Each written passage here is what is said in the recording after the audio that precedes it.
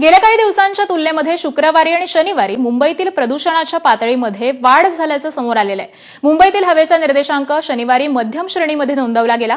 शहरामध्ये हवेचा निर्देशांक हा 106 वरती पोहोचलेला आहे। ऑक्टोबर महिन्यामध्ये देखील पाऊस पडत असल्यामुळे हवेच्या गुणवत्तेत सुधारणा पाहायला मिळाली होती, मात्र आता हवेचा निर्देशांक हा मध्यम श्रेणीमध्ये येऊन पोहोचलाय। मुंबईतल्या प्रदूषणाच्या पातळीमध्ये मागच्या 2 दिवसांमध्ये वाढ झाल्याची माहिती हवामान खात्याच्या वतीने देण्यात आलेली आहे। खरं तर ऑक्टोबर महिन्यामध्ये हवेची पातळी जर आपण पाहिली तर ती चांगली नोंदली गेली होती। ऑक्टोबर महिन्यामध्ये देखील पाऊस पडत होता, त्यामुळे अनेक ठिकाणची जी पातळी आहे प्रदूषणाची ती कमी होती आणि हवा चांगली नोंदवली गेली होती। आता मात्र शुक्रवारी आणि शनिवारी मुंबईतल्या प्रदूषणाच्या पातळीमध्ये वाढ झाली असल्याची माहिती आता समोर आली आहे। मुंबईतील हवेचा निर्देशांक शनिवारचा जर आपण पाहिला तर तो मध्यम श्रेणीत नोंदला गेला आहे। अनेक भागातील हवा मध्यम श्रेणीत नोंदली गेली आहे। हवामान खात्याच्या माहितीनुसार शनिवारी मुंबईच्या हवेचा निर्देशांक 106 वर पोहोचला होता। दरम्यान गेल्या काही दिवसात मुंबईतील हवेच्या गुणवत्तेत सुधारणा झाली होती।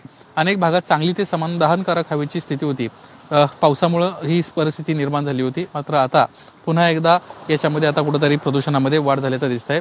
हवामान खात्याच्या माहितीनुसार शनिवारी वांद्रे कुर्ला संकुल येथील हवेचा निर्देशांक जो आहे तो जवळपास 192 होता। बोरिवलीमध्ये 120, चकाला अंधेरी 108, देवनारमध्ये 172, घाटकोपरमध्ये 155, भांडूपमध्ये 113 अशा पद्धतीची वेगवेगळी ज्या नोंदी आहेत ते झाल्याचं पाहायला मिळालं होतं। आणि त्यामुळेच मागच्या काही दिवसांमध्ये एकीकडं उकाडा, दुसरीकडं हवेची पातळी देखील ढासळली, त्यामुळे आता मुंबईकरांच्या समस्यांमध्ये कुठेतरी आपल्याला वाढ झाल्याचं दिसतंय। मुंबईकरांना काळजी घ्यावी अशा पद्धतीचं आवाहन या निमित्तानं करण्यात येत आहे। कॅमेरामन हेमंत कदमसह निलेश बुदावले, एबीपी माझा, मुंबई।